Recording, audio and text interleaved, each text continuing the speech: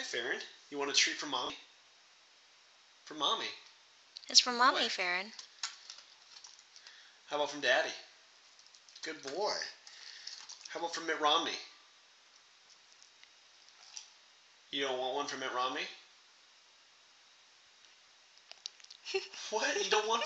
What's wrong with Mitt Romney? He's going to be our president. Well, Ron Paul. Oh, okay. I see. You've made choices here. Okay, that's great. How about from Mommy? Good boy. Good boy. How about from Daddy? What about, what's that guy's name? Mitt Romney. Why don't you want one from Mitt Romney? Is it the color of his skin? Is it his wig? Is his hair? What if he becomes president, Farron? You really don't want one from Romney. Mitt Romney. Ron Paul, though. Ah, well.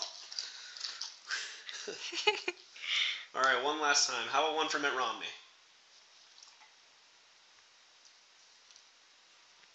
Farron, seriously, he's a Republican. Come on. Everyone's voting for him.